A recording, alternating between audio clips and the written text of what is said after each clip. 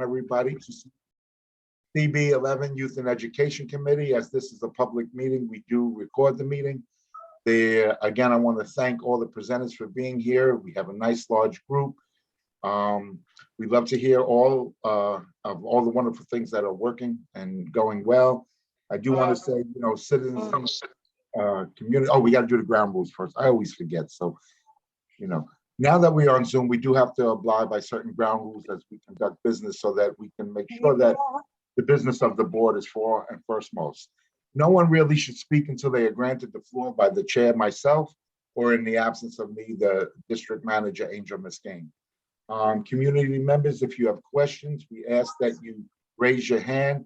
Board members are allowed to ask questions first, but again, in order to conduct the business and be effective, we need everybody to allow board members to address questions first, and then we will address them to the public. You must use your raised hand. We also ask that you do not engage in the chat unless it's necessary in sharing information. We would appreciate not the going back of conversations in the chat because that is distracting to the main function of the meeting, which is us all in this space together. If we were in an auditorium, we would be focused on the front, the dais, or whoever's conducting at that moment a presentation, and all our, all our attention should be towards that presentation or whoever's speaking at the moment. If you should have problems, you should reach out to the district manager, Angel Muscane, so that he may help you with any technical difficulties that you may be having. Again, we want to conduct space and give everybody an opportunity to speak and share what they're feeling and what's important and relevant to the conversations at hand. Anything else, Angel? The next ground rules? Carly used to do this for me, Angel. So you started talking. Oh, who am I to interrupt you? Angel, I think you know this better than I, but I will continue tonight. We'll work on it. Again, the chat function should be really, focused on, sharing specific information. Jessica, I see your hand up. I don't know if you want to raise it. Please keep any comments or questions to really the discussion at hand. Please do not get off on tangents. Members of the public, again, if you have a question, and it's relevant to the agenda, raise your hand and we will, get to you as we can. We have a lot of presenters tonight, so I know we're going to be moving and a lot of information. We do have to conduct the roll call. Do we have to do the adoption? No, first. Okay, Angel, please do the roll call. Sure thing. When I call your name, members, please say present. Leroy Andino. Yolanda Brown is excused. Angela Donadell. Angela was here. She said some. Yeah, sorry. David Giordano. Present. John Green. Robert Harvey. I'm sorry, I'm here. Gotcha, thank you. Robert Harvey. Jada Heredia. Pat Martin. Here. Savasia Robinson Teague. You're doing a big spider? I am. Savasia Robinson Teague. Oh. Tasha Rodriguez. Here. Isaac Scott. Russell Schuler. Present. Jason Wu. Sorry, here. We have quorum. Thank you. So we want to make an adoption to adopt the agenda as well as adopt the committee minutes. The committee minutes were prepared by Dr. Harvey at the last meeting. So is there a motion to adopt, or rather, is there anybody that does not agree and will please raise their hand with the motion to adopt the agenda? With no hands seen, motion approved. Again, thank you, everybody. And I'm really excited about tonight's meeting because did I do something I shouldn't have done? No, you're good. I'm sorry. I thought it was me. I didn't know. Like, that was the high sign. Okay. Again, I want to really thank everybody for coming out in this space tonight. One of my goals on this committee has been to have better representation of youth on this committee. I'm very happy to please that we do have a young person that is still in high school on the committee, Natasha Rodriguez. I've worked with her for many years. And again, it's really nice today with all the presenters we have with all the titles that we are having some students from Heritage High going to present tonight, because that's really the focus of a lot of what we do here is our youth and preparing for the future. But education is not just limited to youth as well. So our education, in quotation, is also for adult education and how we support people, older people, or younger older people, however we identify ourselves. I'm going to be 60 and I work with youth for 41 years with Children's Aid Society. So I feel very youthful in who I am, even though my body is getting older. But again, I welcome the space. I'm looking forward for the presentation. And we do open.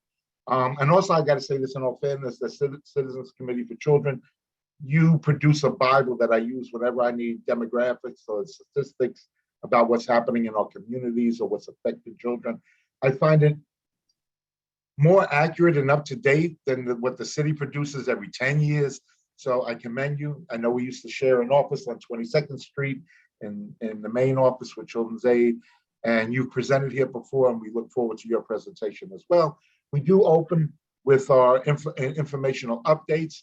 I don't know if we have Dr. Chrissy here, who's been here from the Department of Ed. I don't see Dr. Chrissy or Dr. Caleras from the CEC4. I am a CEC4 member. However, we'll put those things to a side. We'll move on to CEC5. Is Ms. Williams here? No, Angel? We'll keep going. I know we have our faithful district attorney representation, Jeremy Lockett, who comes ritually every month, and we're so glad to have you. Jeremy, why don't you go and we can continue to move forward and get to the presentations on our youth tonight. Definitely. I will move quickly. We don't have too many updates. I feel like I want to say happy holidays to everyone. We have a couple of things changing in our office. As many know, we have a new head DA coming in starting January. So the next time I'll be speaking with you, I'll hopefully I'll have more updates regarding any of those changes. I've mentioned there's a very large transition team. I will still be here on the call and just meeting everyone, obviously, for the new year. A couple things, David, definitely directly. I don't know if it's something we can announce here, but we are trying to coordinate a presentation regarding teen dating violence, hopefully in person in February. We had a couple of changes on our education team. We're looking forward to presenting on that topic and just, more collaboration and seeing if maybe we can bring in some other partners, to just have it more, I would say, have more youth voice at the table when we come for that presentation. I think that'd be great. So I'll be following up with you ASAP about that. Our office will remain open. We are about fully staffed, but we are hiring. So I'm, as well as the updates I'm saying, I'll put in the chat, but I will put a link to some of the positions that we're looking to fill, two specifically in my unit, actually. So Saturday Night Lights programming, that's the free sports programming. We're still coordinating that, and we are leading basically most of the Manhattan North sites, specifically East Harlem and some others. So I'll place the information for that. So that's young people, basketball, soccer, and a couple other actually activities that are we're getting work on. But other than that, I'm going to put some other things in the chat.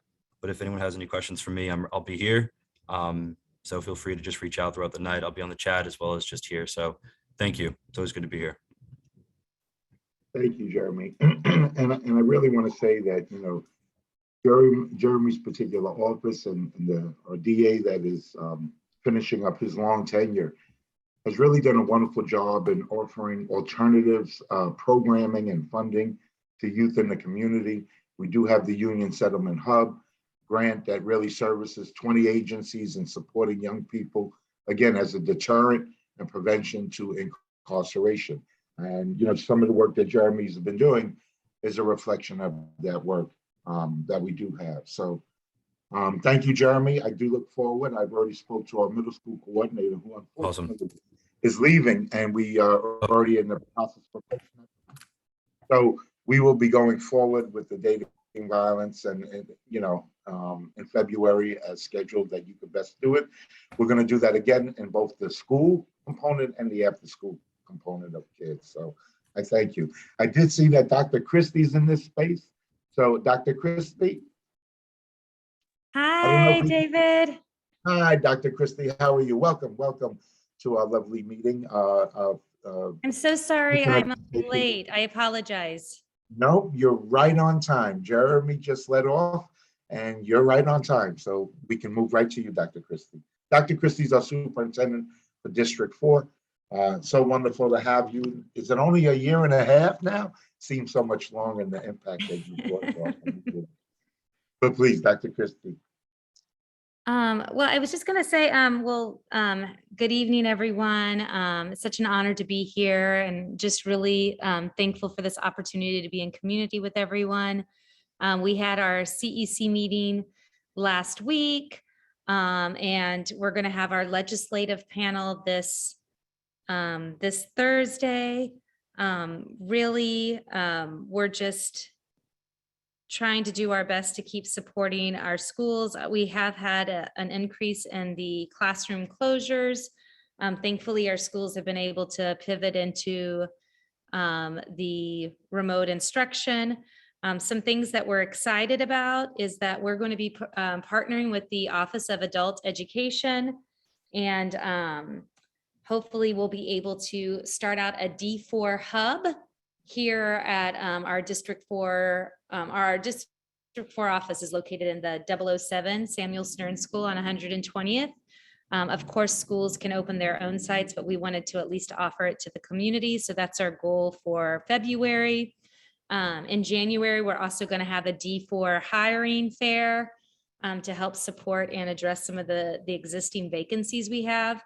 Our schools have substitutes and or have teachers there, but they're not necessarily full-time teachers for the long term. I'm trying to think of what else. I wish I don't think I have my camera. I don't have a camera option, so I apologize. But I think those are David, you probably know if I'm missing something, but those are like the main things that we're working on. As a District 4 community, we are having a holiday read aloud this Thursday, where we will have 4 different principals do a read aloud with the 4 Hanukkah, Kwanzaa, Christmas, or the 3 Kings, and oh my gosh, I forgot the last one, but we have 4 different leaders doing a read aloud, and we're going to raffle off 2 Chromebooks.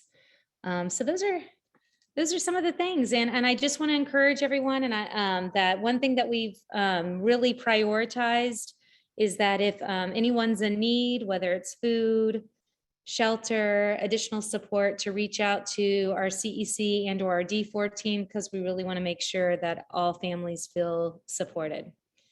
And thinking about the new year, we are going to continue. We have a partnership with the NAACP that's really helped us secure more technology for the district, and also strengthen how are we using technology as an instructional resource.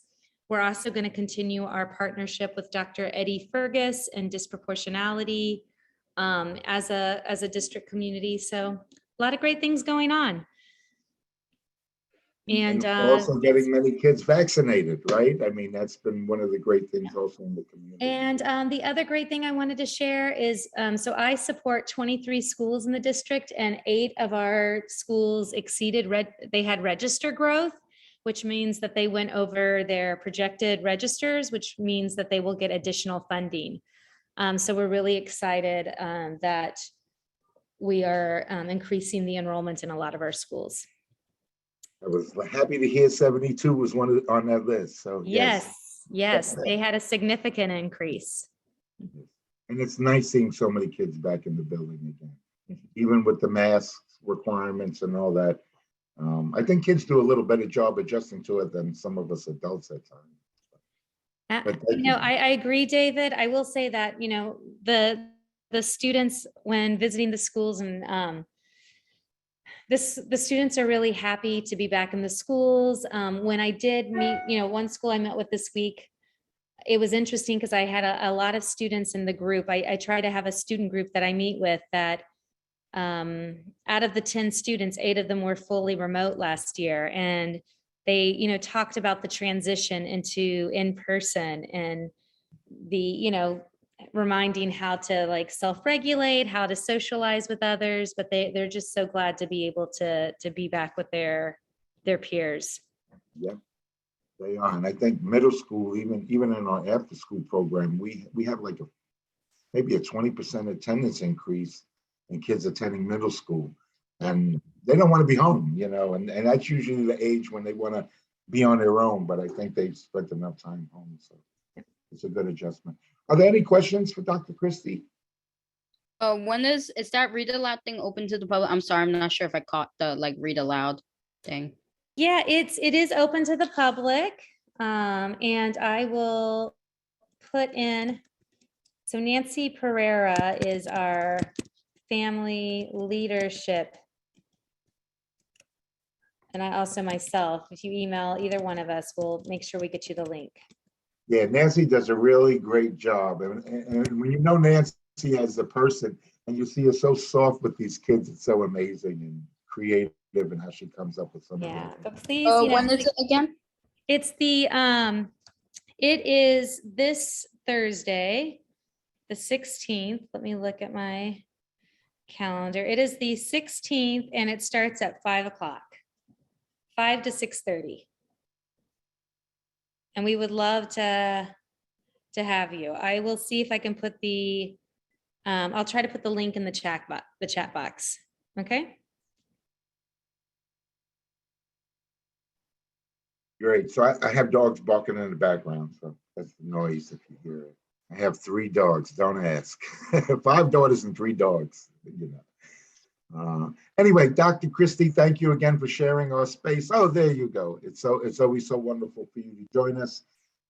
I actually like having our meeting after the CEC because I think we get to add so many more things to our meeting. But if there are no more questions, we will move on to Harlem Careers. Angela or Patricia, any updates? No, I'm sorry. Go ahead, Angela. No, I have no updates because I have not, but it looks like everything is still moving along. The connections are being made. People are going to the site.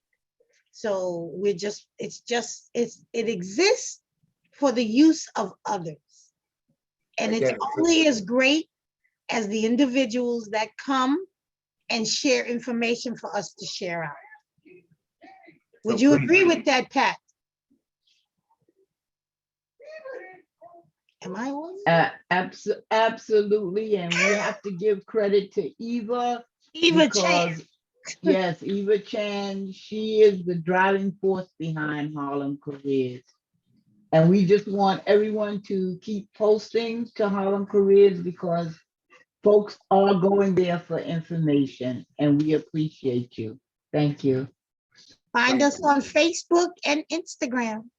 So please, if you have wonderful things to share for our community members, for youth around education, for adults around education, please utilize the resource. It was developed by 3 of our board members, Angela, Patricia, and Eva, as mentioned.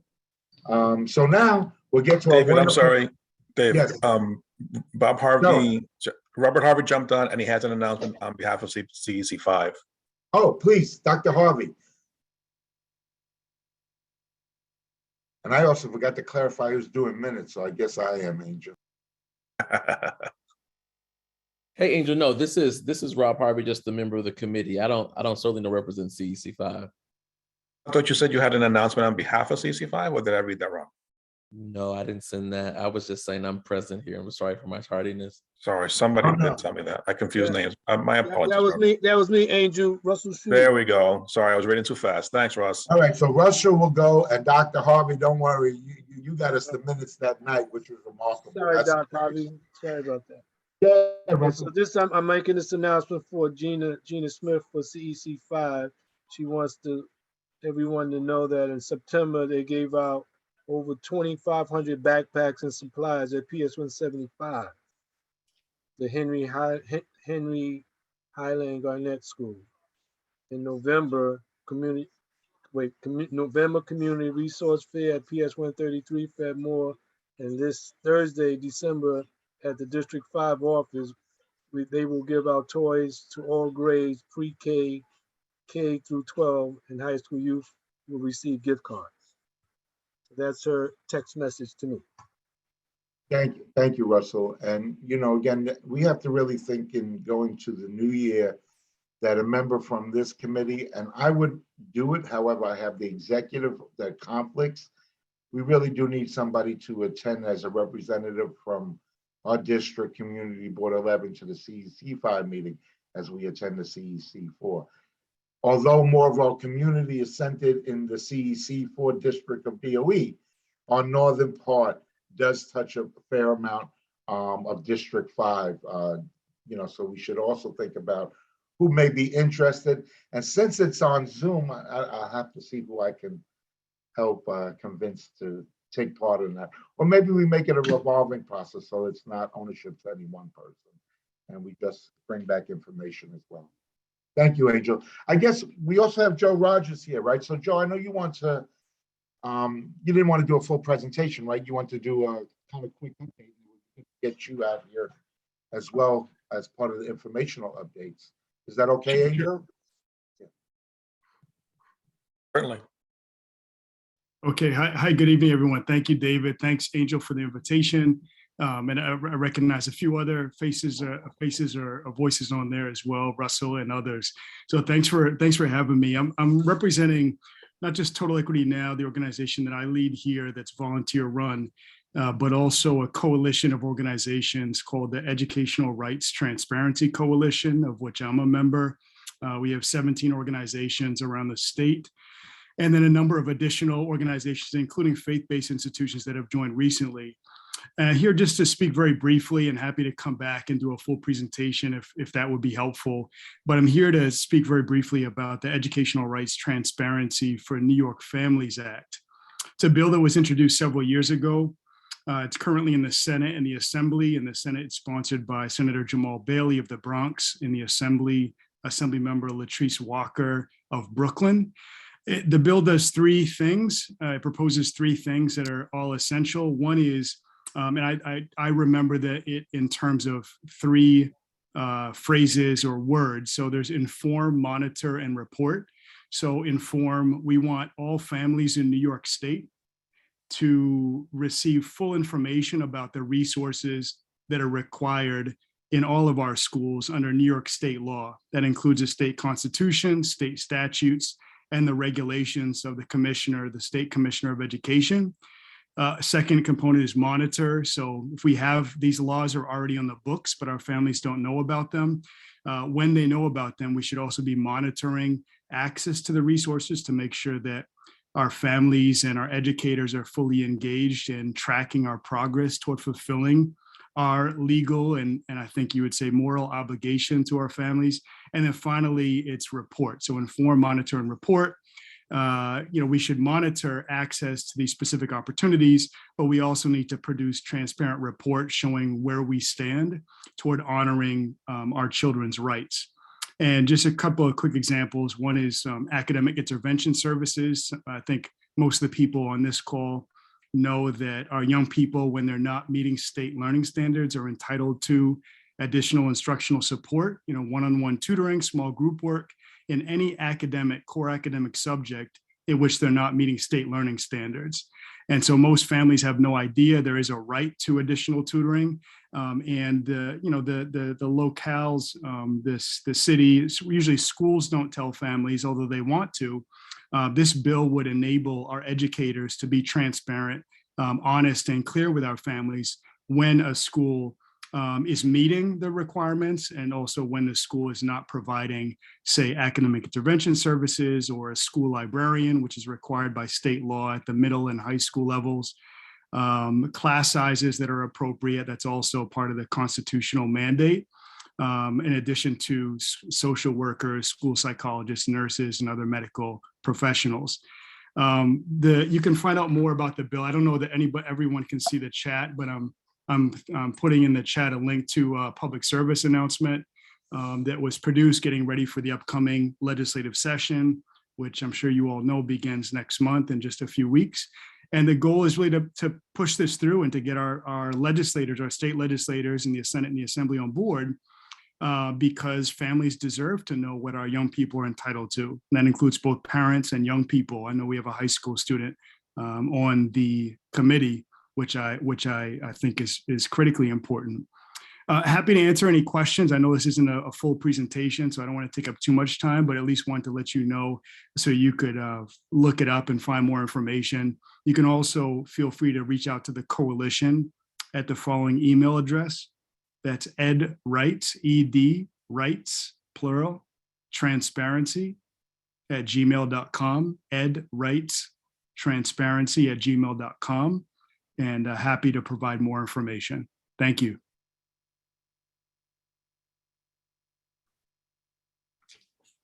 Thank you, Joe.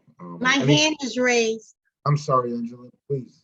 Go ahead. So 2 points. One, David, can this information that he just shared be posted on the community board website so that it's accessible and people can then refer to the board website for the information? And 2, you mentioned that the students are eligible for tutorial services.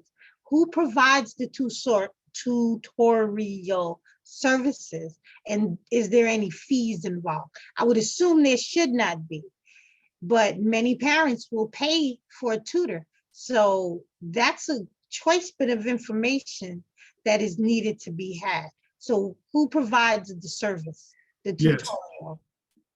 So briefly, thank you for the question, Angela. The schools are required to provide these services, and the school districts are required to make sure that schools are equipped to fund them, to resource the tutoring. And ultimately, the state government is responsible for making sure that from the school level, the classroom level up to the school level, the district level, and so on, that our children receive these services. Again, the tutoring and other small group work is required in all core academic subjects.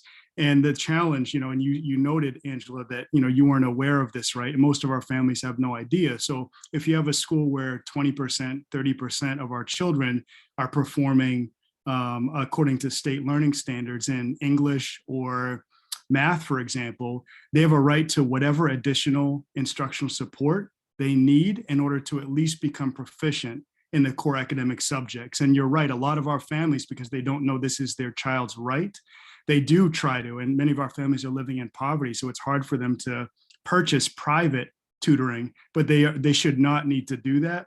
It's our children's right, and for so long the right has been violated because our families have never been told, for reasons you can imagine, that our children are supposed to be receiving this and often haven't. And that goes for school librarians as well. And this is true, I know, in East Harlem, since we're speaking to CB11 here.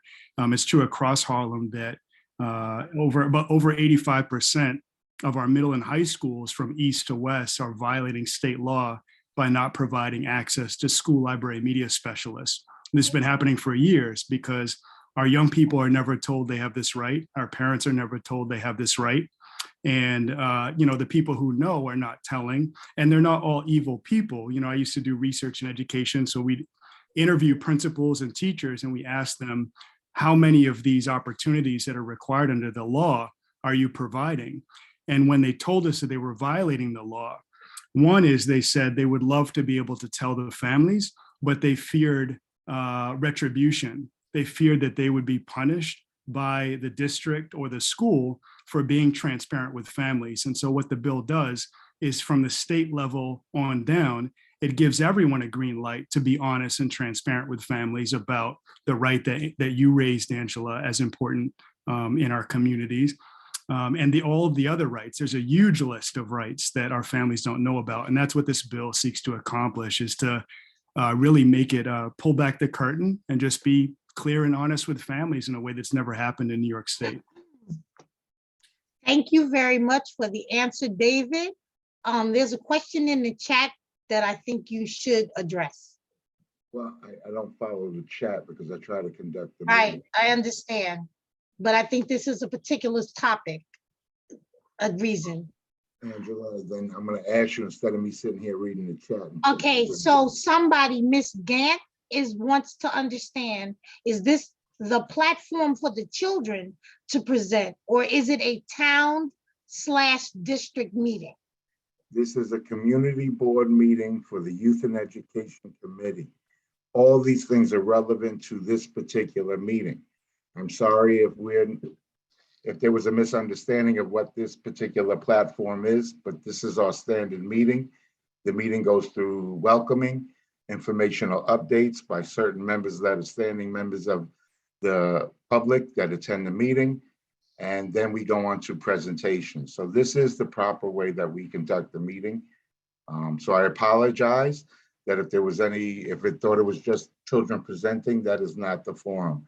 Children are doing a presentation from Heritage School about a particular topic, and that's what's actually coming next. Thank you. I believe that's what she's addressing. It seems to Is that Ms. Grant? I am sorry that, again, I try not to, if I'm focusing on the chat, I got the other screen with the big thing, and I want to make sure I'm paying attention to everybody here. So, Ms. Grant, if you would prefer to ask the question or ask another follow-up. Thank you. I was unclear to what this panel was for exactly. It was no, No, it's good. Things to really get upset about, but I wasn't sure. And I'm like, I walked in the house and I'm preparing. My daughter says, jump on. So I did in support of her. I do not know what this was about. So it was just a question in the chat. That's why, that was it. No, I'm glad. And this is teamwork, how we work together, because then I may have missed something. And again, I do apologize that I'm not a big chat person. I know some of y'all work this thing so good. I see it going on, but I try to really focus on people. I really love to see everybody. I'm a social worker, so I read faces and body language. So it's harder to do on a screen when we see just names of people, but that's my own issue for another day. So we do, unless there's any other questions for Joe, and Joe, thank you for coming. Joe is an avid advocate for many different things, and my first working with him is about reading and making sure kids literacy and intentionally learn, and literacy becomes a big part of their life. We've done marches in Harlem and various different things. And again, it's about making sure that people do know what they're entitled to and make sure there are avenues to get it. But I would love to say that we have a wonderful district leadership right now that I've been working very close with with the CEC. And as I introduced Dr. Christie, it's children first, it's families first, and that's been my work with her. So,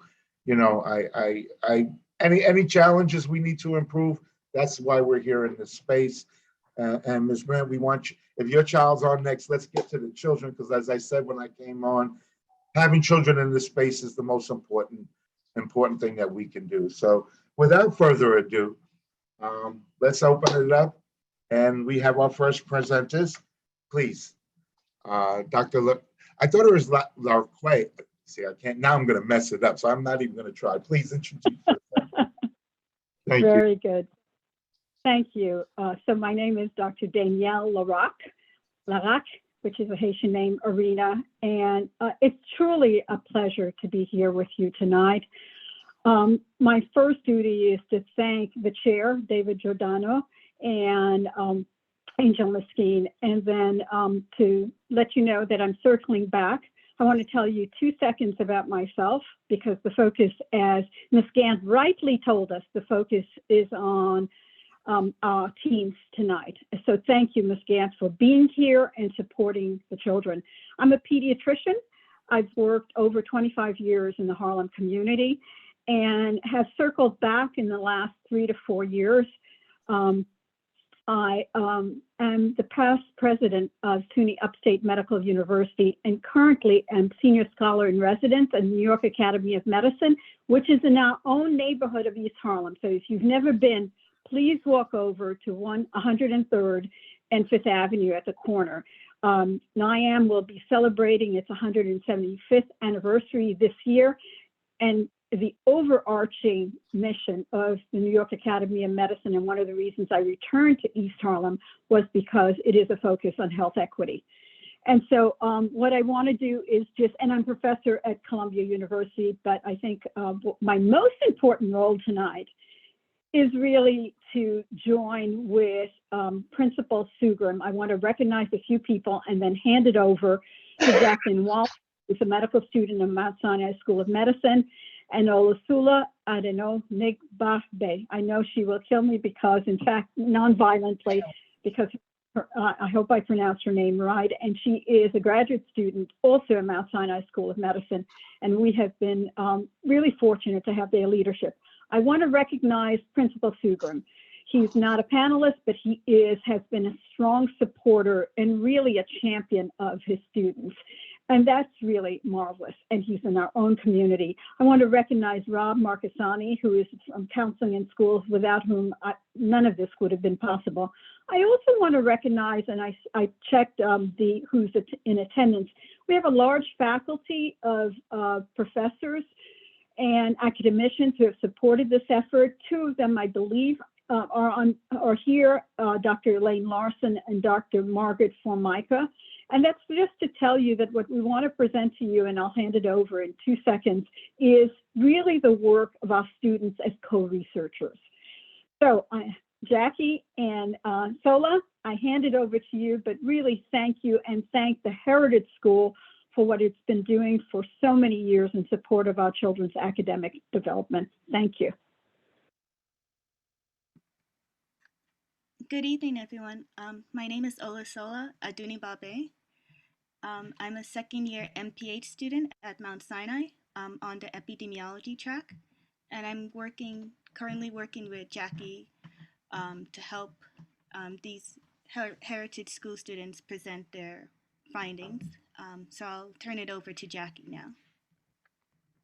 Hi, everyone. I just want to echo the thanks for the support and for allowing us to all be here.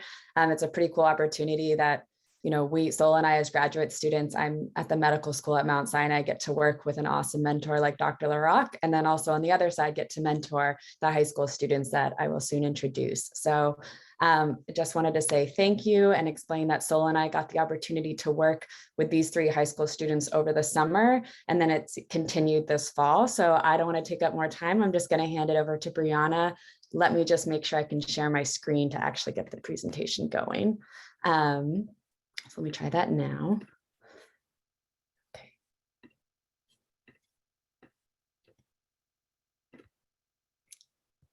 Can everybody see the screen okay?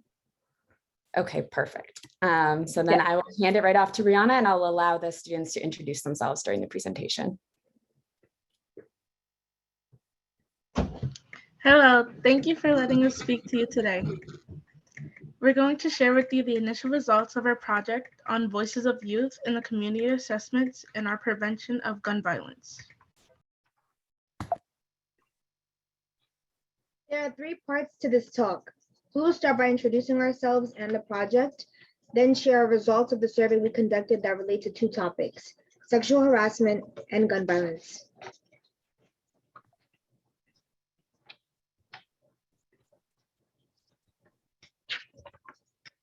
Hi, my name is Adam, and I am a sophomore at the Heritage School in East Harlem.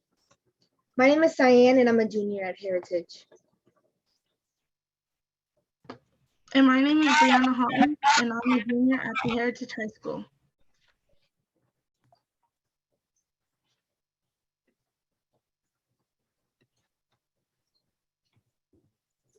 To start, we want to share our objective of the project, which is to implement a youth participatory action research project within a child rights framework to better understand high schoolers' perceptions of safety and to inform community policies and programs. We all have heard how much gun violence has increased during the pandemic and made our great neighborhoods unsafe for children and our families, which makes our project even more essential to address now. We hope you as the community board representing the leaders of this community will be able to implement our research findings to make our community safer for all.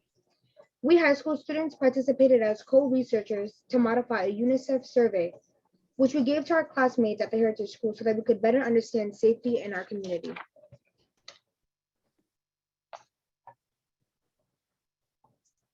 Cyan mentioned Youth Participatory Action Research, or YPAR for short, so we want to take a brief moment to share with the group what YPAR is.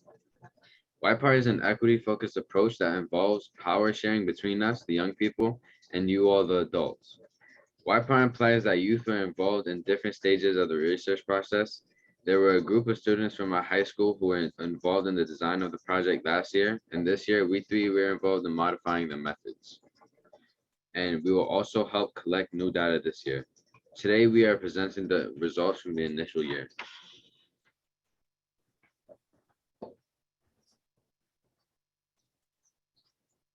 Over the next slides, we will discuss for each topic. We conduct background research so that we can learn as part of the research process. We will share with you a few highlights from our background research, then discuss the initial survey results from the 54 students who responded last year, and finish the presentation with the list of questions for all of us to discuss.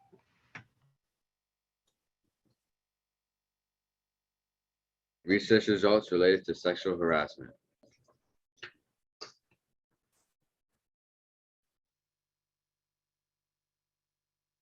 To start, we wanted to answer the question, what is school-related gender-based violence? We found a lot of different definitions in literature. I've highlighted one definition from UNICEF that emphasizes how gender-based violence in schools can include violent acts themselves or threats of violence which occur as a result of unequal power dynamics between genders. Here are some national statistics I thought were important to share.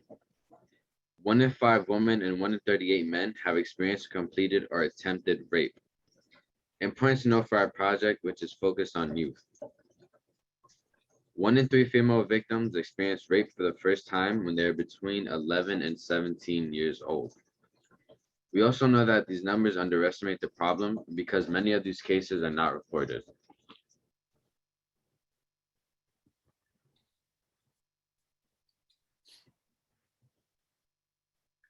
So I shared some information about what is going on at a national level, but what's happening in our community. The survey we gave to our classmates included questions which specifically looked into sexual harassment and gender-based violence. You can see a screenshot of some of the questions on the slide.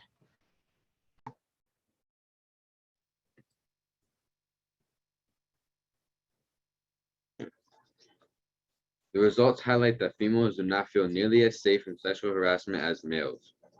Only 31% of my female peers reported feeling safe from sexual harassment. Similarly, females were less likely to report feeling safe from bullying and were less likely to feel safe biking in the community. These results show that we need to work to improve conditions in our community so that girls can feel safe.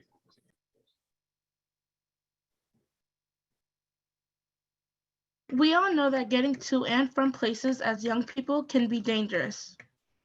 We learned some interesting results from the survey, which highlighted that while most students feel safe taking buses or trains, they don't feel safe in the waiting areas.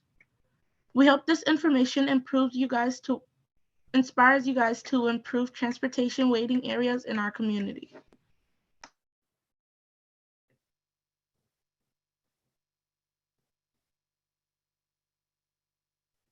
Given the information we have shared, we have a couple discussion questions for you all.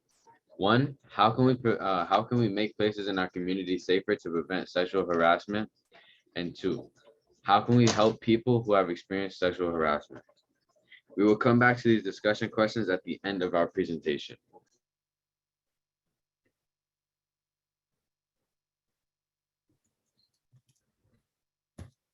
We now are going to move to the topic of gun violence.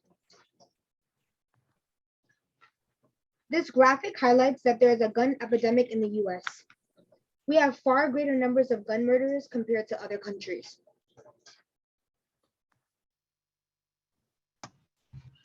As we mentioned in the introduction, gun violence has been rising in cities across America. This graph shows specifically monthly shootings in NYC, and you can see a recent surge.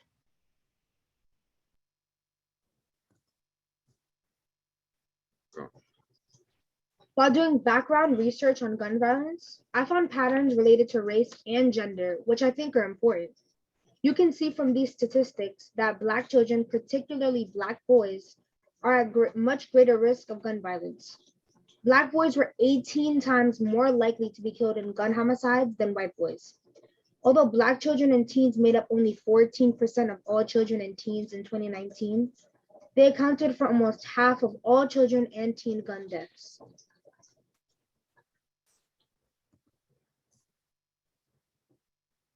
So what's happening in our community? Is gun violence an issue for students at the Heritage High School? You can see some of the survey questions we asked students on this screenshot, and we'll share results on the next slide.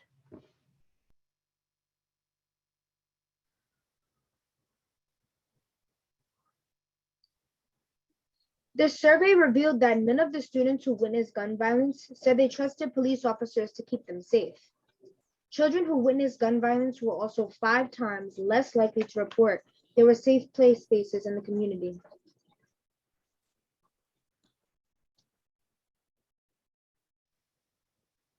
We also looked at the impact of witnessing crimes. Students who had witnessed a crime were more than 3 times as likely to feel unsafe in their community, and were also less likely to feel like there were adults in the community that they could trust.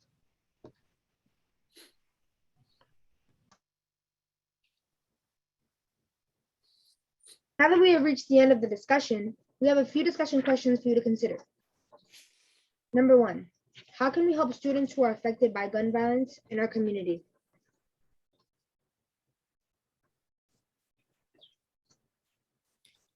So this is, the students have sort of finished up the content portion. And so they actually, it'd be great if you guys would be willing to engage with us in an actual discussion. We can discuss these 2 questions related to gun violence and then circle back to the questions related to sexual harassment. But I think that was like an invitation to all of you to sort of brainstorm here if you guys are willing. These were questions that the students came up with and would love to work with you guys on. First, I want to commend you young people for a professional presentation. I mean, this was really wonderful with engaging questions as well. And I just want to add that I think so many of these kinds of things are happening in our community, and we have to find ways to bring them together. If you sit in a consortium meeting, we just had a presentation on TIRE, T-I-R-E, which is around equity. And we've been meeting with groups of youth as well and asking them questions about safety and how they feel, and it's involving other agencies. And I would love to bring our little group where we're going around and meeting with kids to talk with the students that just prepared this. We have to unite as a community, and we have to stand in greater numbers together. And it's almost like, you know, that conquer and divide. If we're divided and not a unified community approach to this, it's so important. I mean, Niam, you address so many wonderful issues around health and safety in our community, and this is paramount. This is what youth are feeling and experiencing. And, you know, safety, if I'm not feeling safe, you know, even walking in my own community, walking through a NYCHA facility that's in my community, then we have to do something as adults to help make and implement change. So I want to go to Natasha and then Danielle, and then see how we continue this conversation past tonight. Because it's what I love about Dr. Christie, and I use this even with my own agency, Managing Up. We're not going to resolve everything tonight, but that we create a space to begin a conversation and to move forward, that we may not be able to resolve everything tonight. She says it so much better than I do, but Natasha and then Danielle. All right, I just wanted to start off by saying that that was a really good presentation. I don't see a lot of, I'm 17 and I'm in high school also, so we don't see a lot of younger people coming in here sometimes giving presentations. I just want to say that was a really good presentation. And to answer your first question on the screen, you're doing one of the first things, because a lot of us growing, because I grew up here, I was raised here. A lot of us walk through life being like, oh, this is just our life, and we don't say anything about it sometimes. You guys are doing one of the first steps to help with gun violence in our community. You're starting the discussion. And I think sometimes hearing it, I always say this, sometimes hearing it from kids our own age, it's a lot better than hearing it from the adults. Because we hear adults saying all the time, yeah, there's a gun problem in the community and stuff. But something about hearing it from someone your age, it's a lot better. And just so you guys know, a lot of times we think that adults don't take us seriously, but really in reality, the best thing you could do is keep talking about it, keep nagging them until they do something about it. Be annoying them, nagging them. It works sometimes. So yeah, excellent presentation. Yeah, I've been nagging you for a long time. Look, you're in this space. Okay, So thank you. Yeah, I'm glad that Natasha went before I did to say what she did from her perspective. So I want to thank the students, all 5 students, the graduate students, medical students, and the 3 high school students with such a bright future. What I wanted to say was, I want to put this presentation that talked about some of the problems that the students highlighted in their community, such as sexual harassment and gun violence, but I wanted to put it in a larger context. I have a principal here, Principal Sugrim, who is so supportive of the students' role in research, and that gives me hope. So I think one of the things as a pediatrician I want to embrace is that the students did report to us. This is their report to us. They feel safe in school. They actually feel safe generally in their homes. Where they felt unsafe, and where we're asking for your help as a community board to unite with us, as David mentioned, is that going from school to home should not be a dangerous endeavor, all right? And there's a responsibility on us joining our youth to change the environment and the conditions that our kids are forced to grow up in. But I don't want that to overshadow hope, that we in fact have the power to make those changes in our community. And I've seen many changes, but I want to thank Adam and Tiana and Brianna for speaking out. And Natasha, it sounds like you want to join us in what we're doing. Thank you. You know, it really is so important. And again, sometimes we don't understand the power of community and coming together and uniting around these particular issues. It is so important for young people's voice to be heard. And what's interesting is in this series of stuff that we've been going and meeting with students around, a lot of them said they want to have a forum where they speak to adults, so they communicate up what's important. And as Natasha just said, this is the first step. I would love to take this presentation and share it with the committee that we meet with. In fact, we just met yesterday. I wish, timing is always one day apart, but this is exactly the kind of work we want to do. And we don't always have to begin the wheel. You've started a big piece of the wheel. I say we add to it and make it a much more stronger and community driven with the voices of our youth, and challenging us adults and community leaders to do a better job around safety. So I see John Green. Dr. Christie, you moving, so I don't know if you're itching to say something as well, but I do see your hand. I had the thing over it. So we'll go to John and then Dr. Christie. And if anybody else is, I'm trying to manage it. So what are my favorites? John? Mr. Green.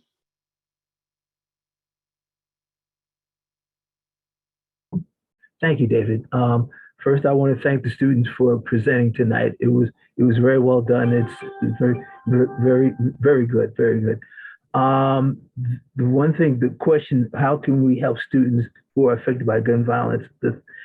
I know it's a hard thing to do, but if there was, if they had access to counseling in school, that's one of the things I think that would be great. I mean, because it's, like sometimes a person needs someone to talk to, and if no one's there, they can't express themselves. And also the thing is, I've learned that young people are more perceptive than some adults give them credit for, and it proves it with this presentation tonight. So I just want to thank you again for presenting, and it was very well done.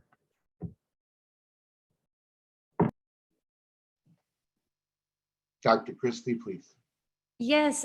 First of all, I want to just say thank you. Thank you to our students, their school leader, and also our partners, our community-based partners. I just want to thank you. The question about like what organizations and what can we do, I really think that, and Natasha talked about this, and I put my email in the chat. I mean, there are many different platforms that I think we can lift and elevate this and work. I know we've done some work with Diana Ayala and our elected officials, but they need to hear your voices. As an adult, as a superintendent of East Harlem, we keep talking about this, and what you shared is exactly what I'm hearing. When I visit schools, I always meet with the students and hear, and this just confirms and validates a lot of the things that I'm hearing in our schools. I would also encourage to, like, I can speak for myself. I only have one high school, but I have a D4 student advisory, but you're also welcome to join that. But I think there's a lot of platforms that we can help, and either I can help you or David, we can help connect you. I know that our CEC, we're committed to serving the community. And so I'm just putting it out there that I think that we have to just keep amplifying your voice, and then also thinking about how as a community we can partner. Another thing that I'm wanting to do, and I think would be beneficial and I need to do a better job of, is the police precincts, the community precincts, partnering with them. They need to hear your voices. I know they have monthly meetings. And I think that they need to hear as well from you, your voices and these concerns. And then, as John mentioned too, that if any of your schools do not have the proper counseling and supports, that's another area that we can support too with our community-based partners, and or more of a comprehensive approach. But as David prefaced, I think the more we come together as a community and a unified front, we'll be able to make a greater impact. And I just want to say that you wholeheartedly have my support from the District 4 office. And again, I put my email address. If there's anything I can do to support and or help lift your voice, I can definitely help connect you and see how we can be proactive in helping our young people feel safer in their community. So thank you. It's so important that children will thrive so much more when they're safe, comfortable, in an environment that allows them to grow and evolve. So we do have a lot of hands up. I did see Jeremy, then Jason, then Natasha, and then Pilar, and then Dayanad. Did I say that correctly? If not, but let's go in that order. So Jeremy, and then Jason. I'm going to lower my hand. That was an accidental hand raise, but I did think this was an amazing presentation. I do have a lot of thoughts, but I'm going to pass my my time over. Thank you. Thank you, Jeremy. So Jason next, and then Natasha, and then we'll drop down. Hi everyone, and thank you for that presentation. What I want to say is just that I think you've raised some really heavy issues, some really big issues. And these are also big questions on what we can do. I think that one of the really amazing things about working with young people and hearing from young people is their sense of urgency, as well as their imagination for what is possible. And I think sometimes with people who are older, we are trained in certain disciplines, professions, frameworks of what is possible. Sometimes the solutions that we are proposing and tools that we are using are very limited based on what the system has conditioned us to believe is possible. And so I just want to say to the young people who are here today, who are presenting, and everyone else, that we should not give into limitation. We should not limit ourselves to piecemeal tinkering little bits on the side that don't actually provide the systemic and structural change that our communities need. And so a lot of different suggestions are made today. One of them is not enough. We need all of them and more. And so I look forward to all of you to continue that work and to see what you all are going to do. So thank you. Thank you, Jason. And again, this should be one of our driving forces. So Natasha's next, and then Pilar.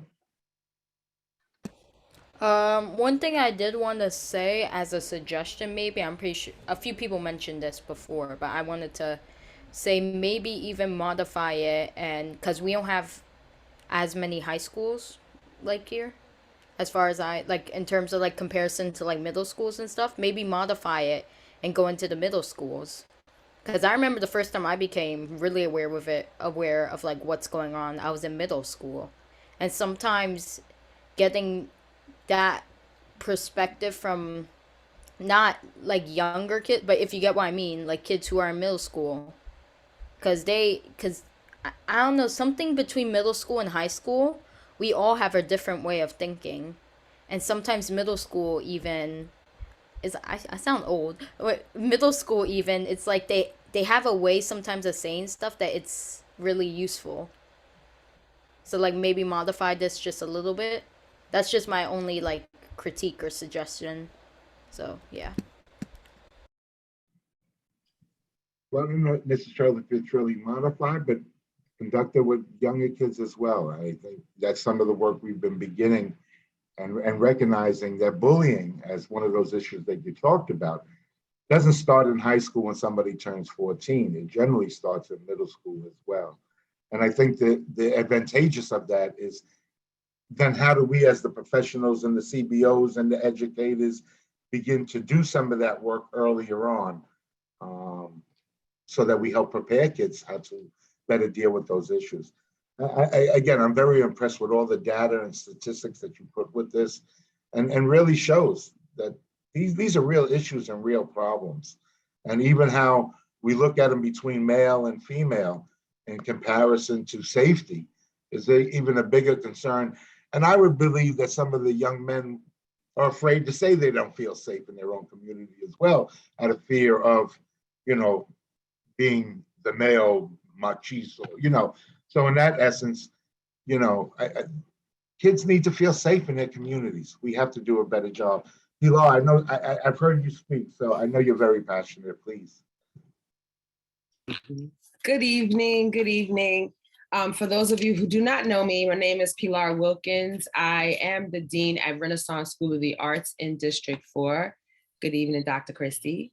I'm also the COO of Harlem Nerds, and with me I have my CEO and co-founders, Lynetta Sullivan and Taiwan Austin. So first of all, guys, Heritage, you did an amazing job. And I'm talking as a mom and as an educator, that was amazing. To answer your question, what organizations can we invite to our community to work with us to prevent gun violence? We have an awesome idea that we're presenting tomorrow at the 25th Precinct Community Council. So as soon as we drop the ball over there, I would love to connect with you so you can, come along and do this project with us. I think it would be awesome. Also, a question just to add on to what you guys said, and a concern that we have here at Harlem Nerds. The winter break is coming, and this is the first time that students will be out of school for an extended time since the pandemic. So what does our community have to offer, or what is our community ready to do for our youth and families during this break? But again, you guys are awesome, and I would love to discuss further what we can do in the upcoming 2 weeks when all our students are out of school and back home with their families. Let's have a discussion. Thank you. Thank you, Pilar. I believe Diana, am I saying that right? I don't know, but I believe you were next. So, and then Danielle, Jeremy, did you have your hand? I mean, Jason again, and then we have Galaxy S. So please. Thank you, David. It's Diana and Sugam. I'm the principal of the school. So you can imagine how proud I am of my students, Brianna, Cyan, and Adam. And secondly, I really want to thank Dr. LaRock for Arena for partnering with our school. Dr. LaRock has so many opportunities and so many connections, and comes with a wealth of, a resume that's about 15 pages, maybe minimum, but decided to work with our school and our students. And I think is a true testament to our school that we really are a community school, a true community school in East Harlem. where 80% of our students live in the East Harlem District 4 community.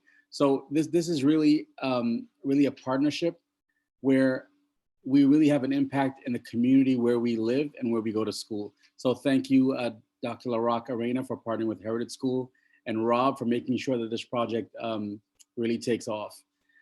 So one of the things I will say is, in addition to, again, how proud I am of my students, just, you know, what the studies is, at least a part of it is showing is, you know, students who really see violence more often are really less likely to report. And I think that this presentation really can be used and expand, and everyone's saying it, especially the high school student who's on here as well.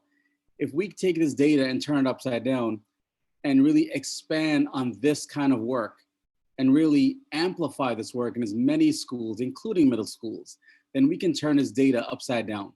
And what I mean by that is, if students are more exposed to this kind of work, then they are more likely to grow and exponentially bring awareness to this campaign throughout East Harlem, District 4, and the greater New York City area. So with that said, I'm just, once again, Brianna, Cyan, and Adam, you rocked. Thank you. Yes, yes. Dr. LaRock, and then Galaxy, and then Jackie, Ms. Wallace.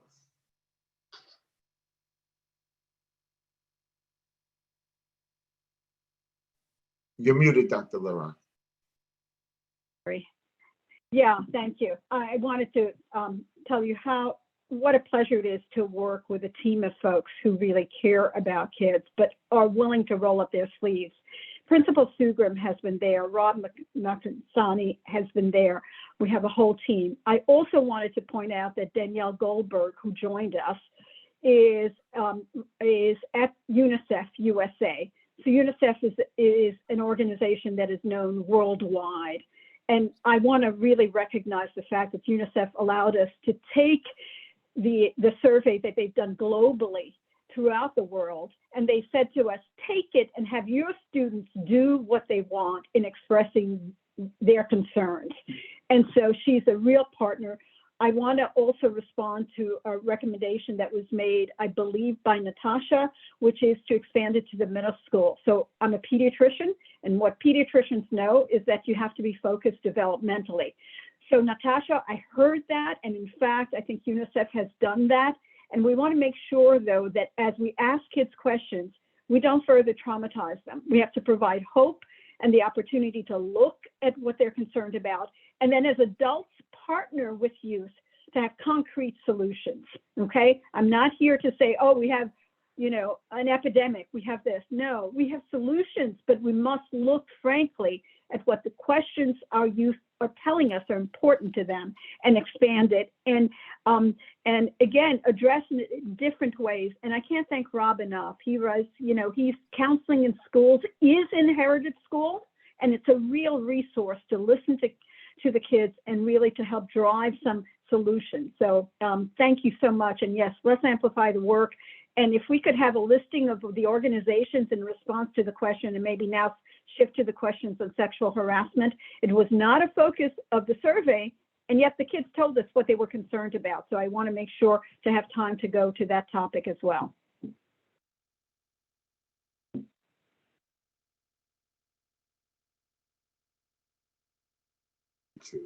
Okay, Galaxy S21, and then we'll go to Jackie, and then we'll move to the next piece of the piece. Thank you, Dr. Lewis. Good evening. My name is Agnes Rivera, and I think what they would like to do and what I feel like they would like to do is actually meet and discuss, make a plan, because they're asking for the community board to get involved with them. And I am so happy that all these other organizations have spoken up and want them to expand, not just on their own, but together, uniting the people, because that shows how we are all united. And I want to congratulate those students that did the outreach, especially my grandson, Adam, and my granddaughter, So as an activist that I am, I think that those students, if they have adults that are supporting them, that they become a part of that, because they are now our future. And we should support what our future has in hand, not just for us, but for the other children that are growing. And they will be the example for those younger ones. So I commend this board for having this. And I also commend the students that did it and the school that allowed this to happen and to open up so that they can be a part of a beautiful process that can be united. We've had a bad year that has taken many lives. This is the great stand. Yes, let's talk about sexual harassment on all levels, because it starts very little and it grows to a lot older age. And let's talk about the gun violence and who are they picking on those gun violence. So thank you, Community Board, for allowing them to come to you to express their issues and concern. And thank you so much for allowing me to have this moment. Thank you for developing these young people to be advocates in the community. And, you know, it is so good when you see children that you've taken part in. And I always say, our children represent us best and when they present what they do. So, Jackie, I know you're very proud of these young people as well. Please. I am. I'm so proud of you guys. You guys did great. I just wanted to say that first. And that comment was actually a perfect segue to what I was interested in asking, which is one of the things that we talked about a lot over the summer is who are people with power that we can talk to when there are issues we care about, who are the stakeholders. And so you guys, like the community board, are an example of that, but I would love to learn more about what specifically you could do to like, let's just take one example. I know the students really harped on over the summer the fact that the waiting areas for buses and trains feel unsafe. Are there ways the community board could specifically advocate or work to change those waiting areas? And if so, could you share sort of how that would be done?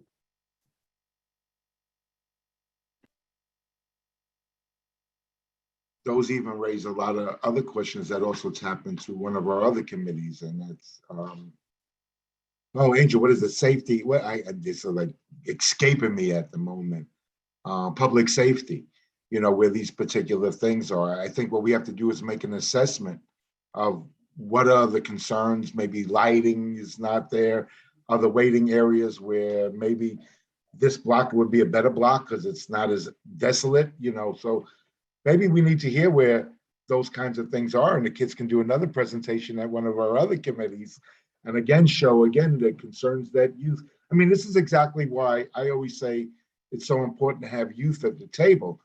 As adults, I don't think we should be just making arbitrary decisions about people without having their representation at the table, because their experience may be different than somebody else's. So, you know, I think we sit down, we have forums, we have task force and discussions that meet around these particular things. And, you know, it's even like this consortium where we're meeting with this tier kind of group. The consortium's in the morning. Well, that can't meet kids' needs to present because they have to be in school, and we shouldn't pull kids out of school to meet our needs. We should make a meeting at night to make their needs. And I think that's what kids have said to us when we've met with them, is they want a forum to really present what are their issues and present it to people of power and change. You know, I say we're more powerful when we're a community that stands together and addresses these issues as opposed to individual entities. And the work you're doing is work that other people are doing also in the community. How do we bring us all together so that we, you know, you have to carry it forward. We have to carry it forward. Let's not rely on somebody else to do what we should all take that step to do together. And that's the challenge, is getting us all in those same spaces together. You've done a wonderful job. You should not just be presenting to us. You should be presenting to other entities in the community this very same topic. And then those discussions about how do we make it safety. And I tell you, I have 5 daughters. I'm very concerned when I see all these statistics about young women and how they may be treated or viewed, or even what they may experience. You know, when I did groups with girls, and that same statistic, 11 to 17, that hasn't changed in 20, 30 years. Wow. So what are we doing? Where have we failed? And what can we do differently?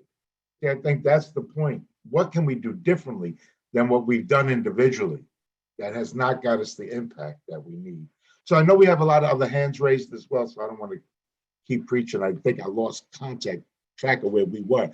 Who was next? And Jackie, I don't, if there's something else you want to kind of add. And I think this goes back to what Dr. Christie says. Tonight is really, these meetings become where we introduce things, where we wrestle with things, but sometimes not where we tackle them. Sometimes they have to be in a smaller space away from the global of presentations, informational updates, so that it is a more focused discussion, which you began. And that's kind of the work that we're doing now in going into the middle school. And we, Dr. Christie, we've been using 72, 7th grade and 8th grade to get their opinions and views. And I'll say this, last Friday, we were supposed to go to East River Community Center to do this piece with talking to a group of kids. And unfortunately, during that week, there was a child that was shot with gun violence that attends the center. And so the teen stopped attending the center because of safety issues. So this is so relevant that what your kids are experiencing so eloquently put into a presentation, our kids are feeling raw and they're expressing it and they need a platform. And I think this is one platform, you know, about, I don't know, maybe about 8 years ago, Elsie Encarnacion, that's one of our board members and will be our vice chair. We put on a thing at Hunter, at School of Silverman, about youth and about violence. And I think this is a time we need to reinvest with the community, where different groups do these presentations to us adults. And you know, again, I'm sure we can get Silverman again to conduct that, or maybe we have to do it through Zoom. But I think it's important that we get back in real space again with people. So, okay, who was next? John, do you want to go again? Natasha, I don't know. Angel, I need your help with this hand stuff. First, Jackie, is anything else you want to ask? I don't want to cut you off. We're supposed to lead to the next discussion, right? Help me, people, help. No, that was perfect. Anything anyone wants to add? I think the questions relate. So, you know, if people want to continue with their questions, I'm sure the students are fine with that. Thank you for that response. I think it really grounds sort of why their presentation is important and helps us better understand your role. So thank you. I mean, I would love for them to come speak with my 8th graders about these topics and what they explore with it. You know, again, we can facilitate that and work that out. I think when youth hear things, as Natasha said, from other youth, it becomes a more powerful message than damn the adults are talking to me again about things I don't want to hear about, or they don't know what I feel, right? So I think it's really important. And what you really created here is not just youth doing a presentation. You're developing our advocates for the future, you know, and that this is the platform. So thank you for everybody sharing. Okay, so John, why don't you go? Jason, do you want to speak again? Just a brief statement, David. Should this task force or this organization ever be formed, I'll be glad to take part in it, anytime, anywhere. That's all I have to say. These are the most valuable lessons we learn when we're learning them in real life. Jason, did you want to add something else, or was your hand still raised? Yeah, I do. Please, Jason, and then we'll go to Natasha. Okay. So, I mean, I think these are really obviously big questions, and there's no one size fits all. There's no kind of magic bullet. And so I think these are very complicated issues that require a level of nuance and care. And so I think this is a starting point for sure. Something that I want to direct the students, but also anyone else who's interested, is to look into transformative justice as a framework. And I'm going to share some links in the chat. Barner did a series of videos on transformative justice, and some of what they do is they present, or some of the questions that transformative justice asks us is, how do we prevent and stop violence and harm without creating more violence and harm? How do we transform a society in which harm is endemic to build a culture where violence becomes unthinkable? How can small everyday acts of accountability and relationship building lead to a broad cultural shift away from harm? And I think sometimes when we are searching for solutions or we're asking each other questions, we're searching for simple answers. And I think a lot of times that just doesn't exist. And so I think as we kind of embark on this journey that we think about thoughtful questions, perhaps as a response to the questions that you all are presenting. And to David's point earlier, a lot of these statistics, this has been ongoing issues in our communities, whether it's gender or sexual violence or gun violence. These are not new issues. And so what I would just say is that the things that we've been doing don't work. And I think too often we reach to carceral approaches, which really just means policing, incarceration and punishment as a response to harm. And it doesn't work. It doesn't make our communities safer. It doesn't strengthen our communities. I don't need to get into all of the data around what mass incarceration has done to Black and Brown communities, what that does in terms of economic opportunities, housing stability, and so forth for individuals who are affected by the criminal legal system or their families. And so I think, the simple solution that we're often given is policing in response to the kind of big issues that we're talking about. And I would kind of push all of you to think about, are these tools that we've been using, that we've relied on, working? And if they're not working, what are the alternatives? And one of the things that folks who do transformative justice work do is they think about what the survivors need. And another thing that they talk about is what are the ways in which we can build relationships and practices on the everyday that allows us to build up the skills and relationships and processes on a community-wide level. Because if we can't even address everyday interpersonal conflict in healthy ways, how do we get to these bigger issues and questions and problems in our society? And so I think transformative justice, a lot of that work and thinking has been done by people who've been working with impacted communities for decades. And I think a lot of that analysis, that work that they've been doing, it pushes us to think more critically about the root causes of violence in our society. Because I think a lot of the times when we talk about policing as a response, it assumes that people do bad things because they're just bad people and they need to be removed from society. And I think when we are able to understand that violence and conflict and harm is much more complex, and that we all participate in that as a society in different ways, I think it can change kind of what the solutions can look like. And so I will stop there, and I would encourage you all to look into transformative justice as a framework and as a practice to addressing these questions that you're raising. Thank you, Jason. And, a lot of powerful issues there. So, again, sometimes when you give young people opportunities and tools, they can lead us. So the pictures behind me were done by a group of teens and middle school students this summer around social justice. And each kid in the group colored in a panel. And then there was discussions around social justice. And in each panel, there are 6-word memoirs of what social justice meant to that particular child, or issues that were raised around the killings and inequities that and many in our community. So again, sometimes the most powerful voices, we just got to give the platform, and we need to advocate, and then we need to take action. But yes, violence is so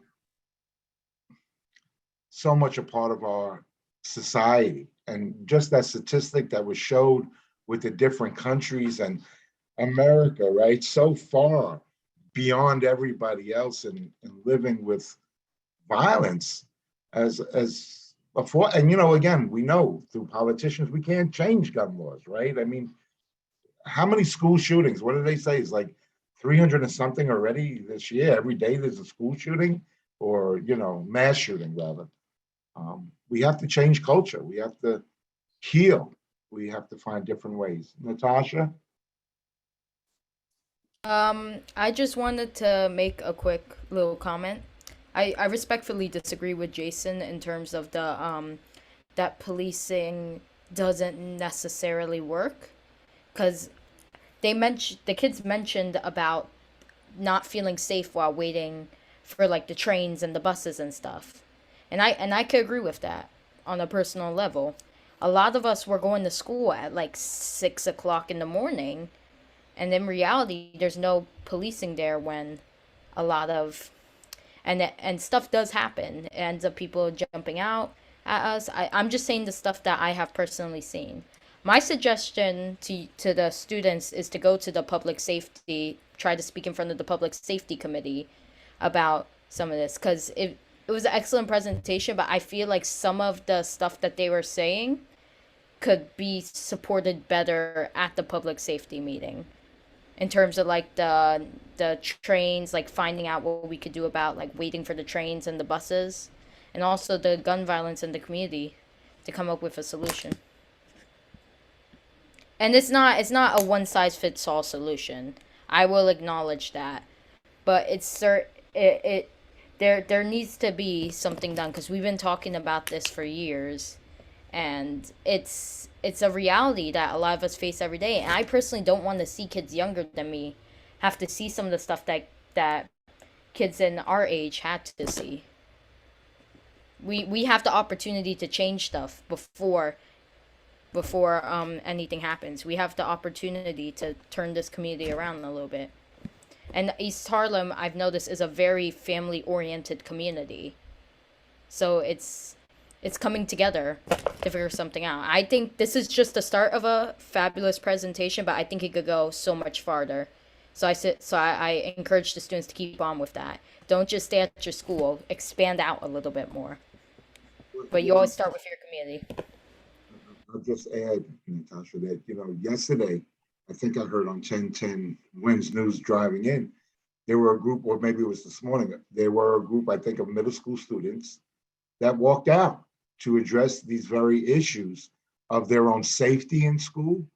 So, sometimes there's a moment in a movement, and sometimes the moment will pass us by. It's our responsibility as the community leaders to continue this. Like, again, as Jason and I said, and to see some of these statistics that have not changed, what are we doing wrong? What do we need to do different? So, I just say let's find ways to join each other so we expand all these different little groups that are working on these issues and become more powerful as a community and as a society. Dr.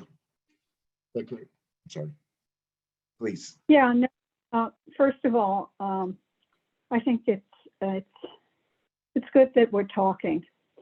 I think probably the frustration for many of us is that talk is not sufficient. It's the beginning of an analysis. And I want to comment on what Natasha and then it was Jason commented. Understanding that we live in a complex world with complex systems doesn't negate the fact that at an individual level, what Natasha said and what she's experienced, and as a woman, to feel safe, those two are not opposing thoughts, okay? So we have to be informed by the lived experiences of individuals, and this is where our youth are telling us what's important to them. And then take a look at our complex systems and not say, oh, it's too complicated for us to handle, so we're going to just talk about it. I think the frustration comes when you know the reality on the ground. You need to hear that reality, and then you need to take a look at how systems respond. Now, Jason did point out something. He said, in alternative answers, ask first what the survivors need. I hope none of us are survivors of violence. but the likelihood is that some of us are already. So yeah, it makes a difference how you respond to that violence, okay? Whether or not there's an opportunity to heal. I'm a pediatrician. I don't want to tell you how many kids I have seen who have been hurt or killed.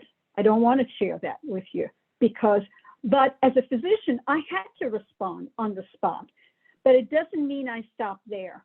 I believe in a public health approach, and I believe gun violence and sexual harassment are public health issues that require complex solutions by many people represented on your board. We came to you, the students came to you, because we want to hear our students to say, what are the programs and policies that you and we as participants in this society can help change? And yes, of course, transformative justice, but let's make it real. Let's make it real so that we know, yeah, it makes a difference if you like that area, because I can stand safely in the bus stop. Thank you, Natasha, for Public Safety Committee. We will go to the Public Safety Committee and take a look at what it is. So, you know, I think you have to look at the data, and then you have to be active on what the data help inform you to do. And then you have to change the system to respond consistently to that. That is what we're about and where we need your help. And I want to thank Adam, Sienna, and Brianna for helping us to focus that. And I do want to recognize two other students, Pallavi Mala and Nikisha Frey, were the graduate students from last year who did some of the analysis. And Pallavi is just submitted in the last few days that article to a journal for peer review. So this is just the beginning. So I don't know if we have any more time, but if I could ask something of the chair. I always feel better after a meeting where we've had an opportunity to talk, is to lay out a few concrete steps of what we're going to do. Of course, we'll come back to you. That's what you wish, or the students will come back. But we've got to do something that actually does change the trajectory of what we're doing, of what we're seeing. Yes, increase in gun violence.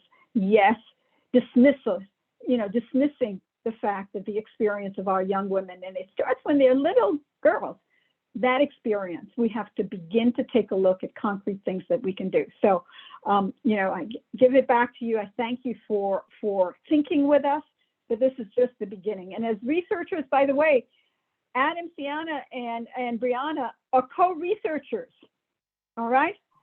So they're gonna go off to, I'm speaking for you, so you may stop me, but they're gonna go off to college, and they're going to be physicians and lawyers and community activists and do things concretely that help us, or whatever, or stay home and take care of their families. All of those things are of value, okay? All of it, all of our contributions are of value.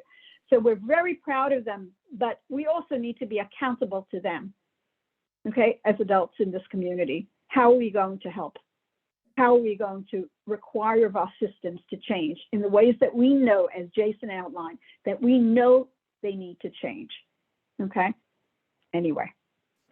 So I think one of the first steps is we invite you back to our safety committee, public safety committee, and present to them as well.